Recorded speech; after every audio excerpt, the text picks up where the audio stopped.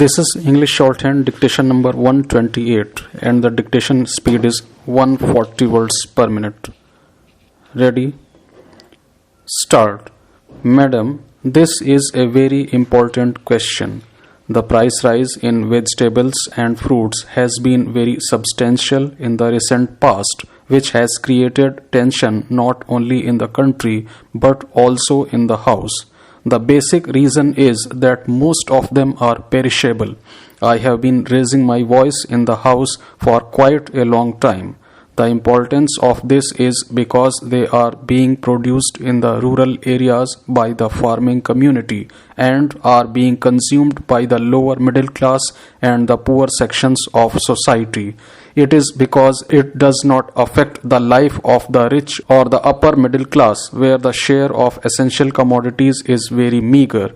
So here the ban or duty-free import is not the solution.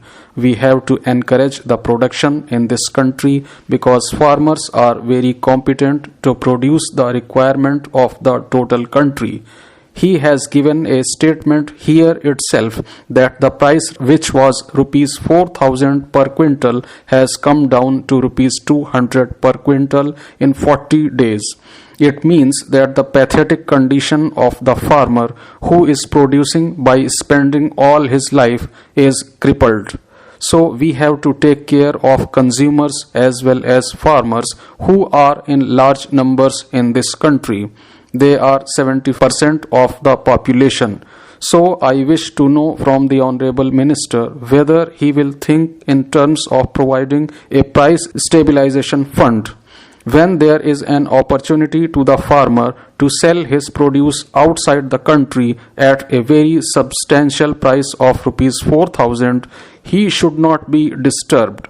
He can provide a price stabilization fund in this regard and also bring in new technology, storage facilities, and encourage people to start storage by giving loans at the rate of interest of 3%. He should also give power subsidy. I wish to know from the Honorable Minister whether he will think in terms of providing these facilities and save the farmer as well as the consumer by providing cheap loan, storage facility and price stabilization fund. Madam, today, India is becoming an emerging economy. The world predicts that in the next decade, India will emerge as an economic power. I remember the days in 1947, probably in the early days of our independence, when India went with a begging bowl before the world for cereals and pulses. There was an uncertainty, and the whole world could not feed or meet the demands of India. The successive prime ministers, the great men of vision, have ushered in policies, and after the Green Revolution, India today is a country which is producing the maximum wheat in the world. India is a country which is producing the maximum rice in the world. India is a country which is producing the maximum milk in the world. Today, even if the whole world declares moratorium against India, the people of India will not die of hunger. This guarantee has come to the country through the successive policies of governments in the past. Today, when we are facing an unprecedented crisis, we have to see what are the steps taken by the government in the last year and in the year to come to face the problems which this country is facing.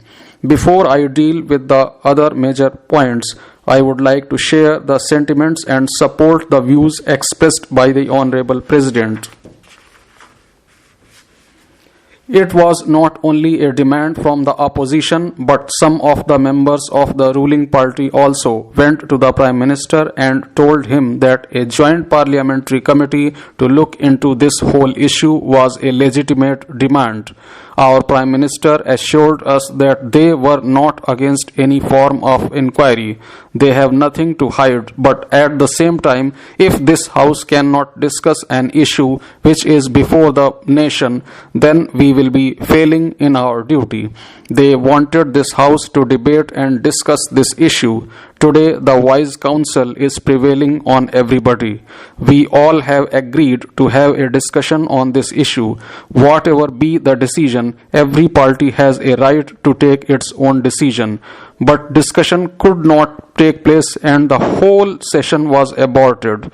The people who elected us, who expected that we would be discussing many vital issues affecting the country, were all disappointed. At least past is past, and today we have decided to have a discussion on this matter.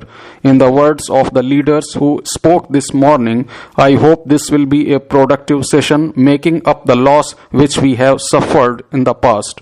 We also had some sad moments. The Honorable President has commented on some such tragedies which had happened, like the severe cloud burst which affected the people of Ladakh. Be it a cloud burst in Ladakh or the natural calamity, it depends on how the government of the day is coming up to ameliorate the sufferings of the people, what steps the government is taking to redress the grievances of the people. The Honorable President has complimented the UPA government for the effective steps it has taken when this natural calamity had overtaken the people of Ladakh. In such situations, it is the preparedness of the UPA government, decisive action of the UPA government to help the people, which is being complimented by the Honorable President. In the last session of Parliament, we met just before the beginning of the Commonwealth Games. There was a hue and cry by the members that there was no sufficient preparedness on the part of the organizing committee and there were a lot of irregularities involved in it. Nobody in this house was happy about the situation prevailing at that point of time. What has this government done? This government has conducted an inquiry. The chairman of the organizing committee was a senior member of our party. The charge against the chairman of the organizing committee was not proved, but our party leadership decided that he should step down from the position he was holding in the party. Has this happened anywhere before? Can anybody quote an example like this? A senior member of our party was asked to resign from the post of Secretary of the Congress Parliamentary Party. An inquiry is going on and nobody is going to be spared. This government is meeting this situation with a resolute courage and that goes to the credit of this government. There is another positive aspect. During the Commonwealth Games, our sportspersons brought laurels to the country. I remember many international festivals and Commonwealth Games held in the past. Our teams always came back as tragic heroes. Even small countries got more medals than India did, and we were always a poor spectator. But unprecedented medal tally in the Commonwealth Games 2010 has made this country proud. Let us compliment the sportspersons of our country. There may be some lapses in the organizing part of it, and that is being inquired into by the government. But at the same time, these Commonwealth Games in Delhi were a success. The people of Delhi have cooperated with the games. Our sportspersons have fared well in these games and they made our country proud. It is definitely a matter which we can feel proud of. Madam, we have passed through a very difficult year in our country. Inflation had been a problem in the past year. Certain parts of the country have suffered unacceptably high levels of violence, especially the left-wing extremism in certain states and also extremist activities in Kashmir Valley. How the government faced and is facing these problems is a matter which is being narrated by the Honorable President. I would like to make it very clear that the 5 points which were mentioned in the President's address form the cornerstone of this declaration.